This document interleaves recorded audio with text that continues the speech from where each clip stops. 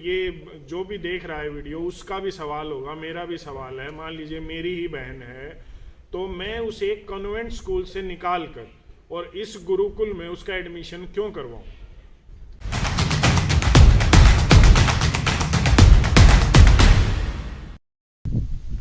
किसी कोर्ट में कोई बहन जज है, कोई लेक्चरर है, कोई टीचर है, कोई पुलिस में है, कोई सेना में अपनी सेवाएं दे रही है देश की।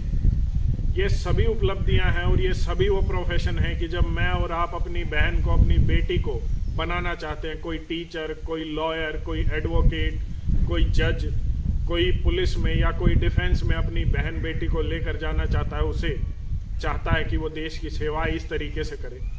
ये सभी अगर संस्कार के साथ हो जाएं तो वो सोने पे सुहागा होता है। आज की शिक्षा, आज का एजुकेशन सिस्टम हमें कुछ हद तक कामयाब कर देता है ये सब बनाकर, लेकिन वो संस्कार नहीं दे पाते हम अपनी बहन बेटियों के लिए। उन्हें नहीं दे पाते कि उन्हें किस तरीके से रहना है, खाना है और इस समाज को किस तरीके से चलाना है। मुझे लगता है कि एक लड़का को हम शिक्षित कर दे, जो हमारी सरकार भी कहती है कि एक लड़के को शिक्षित कर दिया, उसे पढ़ा दिया तो हम एक व्यक्ति को पढ़ाएंगे, लेकिन अगर एक बेटी को हमने पढ़ा दिया तो हम 2 परिवारों को, या मेरा तो ये मानना है कि हम समाज को भी शिक्षित कर सकते हैं।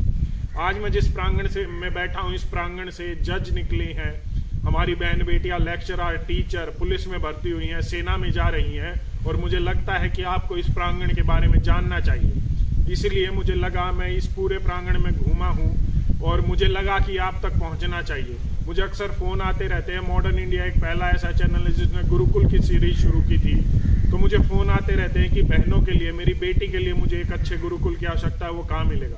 मुझे लगता है एक बार आपको ये वीडियो में बात देखना चाहिए। हमारे साथ आज हैं आचार्य सुनीता जी, हम उनके साथ बात करेंगे। नमस्ते आचार्य जी, आपका धन्यवाद मॉडर्न इंडिया को समय देने के लिए। हरियाणा में जब आप गोहाना से सफीदो रोड पर जाएंगे तो एचरा कला गांव है। यहाँ पर एचरा कला में एक गुरुकुल है जिसकी शुरुआत आज से लगभग 20-22 साल पहले हुई थी, और ये बहनों के लिए एक अच्छा गुरुकुल है। और किस तरीके से अच्छा है वो आपको आचार्य जी बताएंगी। मैं इनसे कुछ कड़वे सवाल भी करूंगा जो मुझे लगता है आप शायद इनसे करते, अगर आप ये चाहते कि आपकी बहन, आपकी बेटी यहाँ पर आए। तो एक बार जानते हैं आचार्य जी, सबसे पहले तो ये बताइए कि इस गुरुकुल की शुरुआत कब हुई थी, और इसकी शुरुआत के लिए मतलब जो पीछे का जो कारण था, वो कारण क्या था कि क्यों शुरुआत हुई? ये वैदिक कन्या गुरुकुल की शुरुआत 2003 में हुई।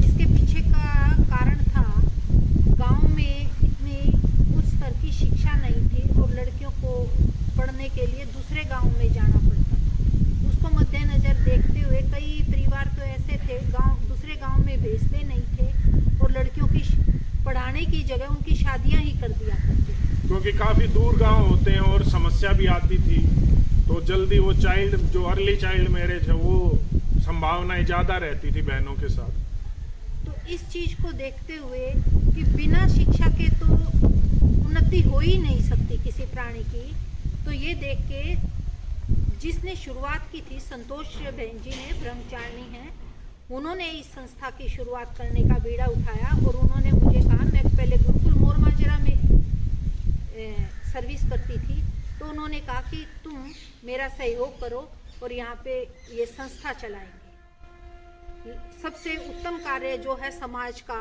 लड़कियों को शिक्षित करना है। लड़कों के लिए तो माँ बाप लगा देते हैं सब कुछ, और बिना लड़कियों को किए तो हमारे समाज में उत्थान नहीं होगा। सबसे बड़े सेवा का काम ये होगा। तो इसको मद्देनजर रख के ये कार्य यहाँ पे शुरू किया गया था 2003 साल 2003 में इसकी शुरुआत। हाँ जी, 2003 में की थी जी। जैसे हम देखते हैं कि ये आप बात कर रही हैं आज से लगभग 20-22 साल पहले की। हाँ जी। 2003 में शुरुआत हुई थी, तो उससे कुछ 4-5 साल पहले ही आपने इसकी शुरुआत की होगी कि किस तरीके से हम बनाएंगे। समाज के बीच में विचार रखा हो आपने, तो क्या समस्याएं आई, मतलब किस तरीके से? जैसे हम पश्चिमी सभ्यता के जो कॉन्वेंट स्कूल थे वो अपनी ऊंचाइयों पर थे, बुलंदी छू रहे थे, तो उसमें किस तरीके की लड़ाई आपकी आई विचारों? देखो, शिक्षा का में तो वो बहुत अच्छा पढ़ा देते हैं, ये नहीं कहते कि नहीं देंगे नॉलेज, लेकिन जो मेन चीज है संस्कारों वाली, अपने नैतिक मूल्यों का बहुत पतन होना स्टार्ट हो गया था, शुरुआत हो गई थी।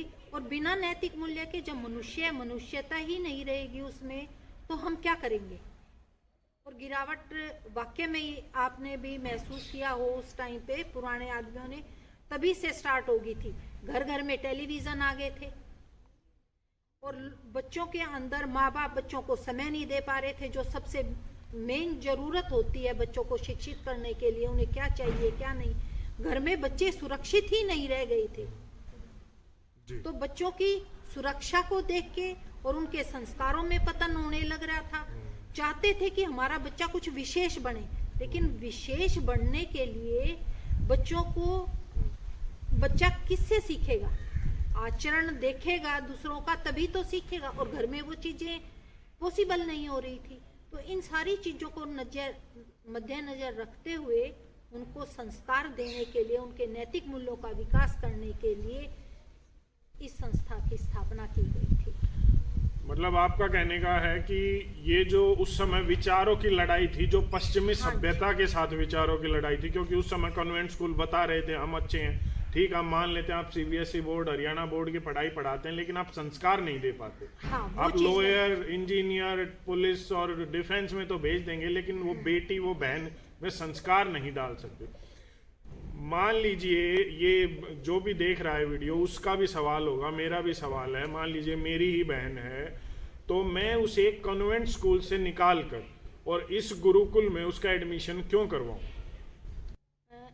आप कह रहे हैं कि क्यों करवाएं? आप मुझे एक बात बताइए कि हम यहाँ पे क्यों ना करवाएं? जी बिल्कुल है, किस लिए ना करवाएं? क्या चाहिए पेरेंट्स को? शिक्षा चाहिए, एकेडमिक्स में यहाँ का बहुत बढ़िया है, सुरक्षा चाहिए, घरों में बच्चे सुरक्षित नहीं है, यहाँ पे सुरक्षित हैं, सेवा की भावना है, बच्चों में सेवा की भावना सिखाई जाती है, देशभक्ति की भावना सिखाई जाती है, सहयोग की है।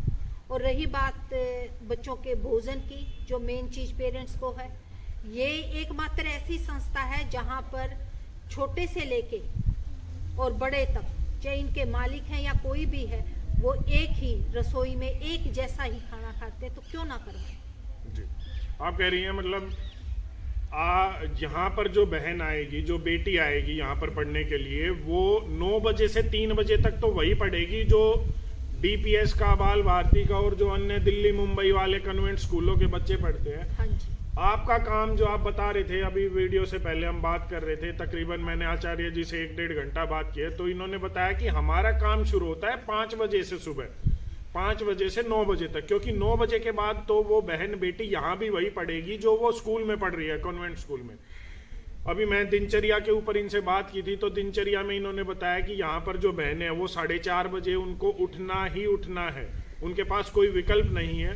4:30 से 5:30 बजे तक उनको जो है नित्य कर्म और वो शुरुआत करती हैं अपने दिन की। 5:30 बजे वो योग करती हैं, आधे घंटा, आपने जैसे बताया था आधे घंटे जो है बहन बेटियां यहाँ पर योग करती हैं। उसके बाद वो हवन यज्ञ, स्वाध्याय, और उसके बाद फिर वो स्कूल जाती है। मतलब इधर ही जो कक्षाएं लगती हैं 9 बजे से 3:30 बजे तक।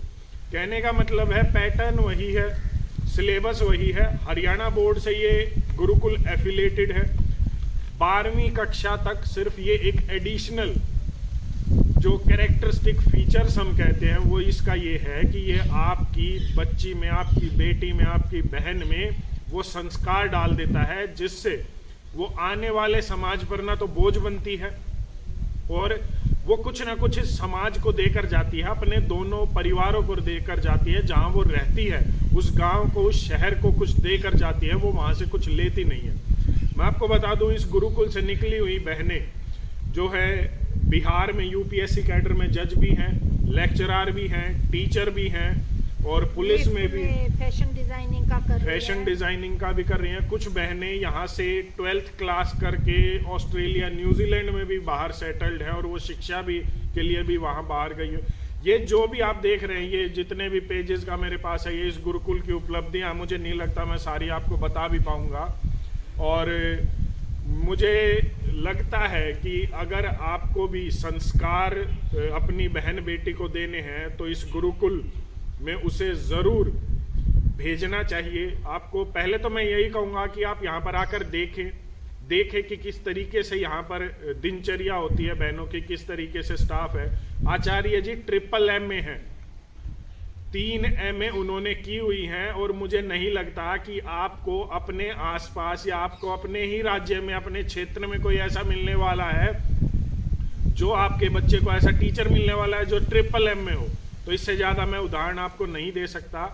और मुझे लगता है कि एक भारत की स्थापना, जिस भारत को हम देखते हैं, जिस भारत की कल्पना हमारे क्रांतिकारियों ने की थी, उस भारत की स्थापना गुरुकुलों से हो सकती है। उस भारत की स्थापना तभी हो सकती है जब बहनें पढ़ेंगी, वो बराबरी करेंगी, और तभी इसकी स्थापना हो सकती है। और उसका सबसे अच्छा रास्ता है गुरुकुलों को समृद्ध करना।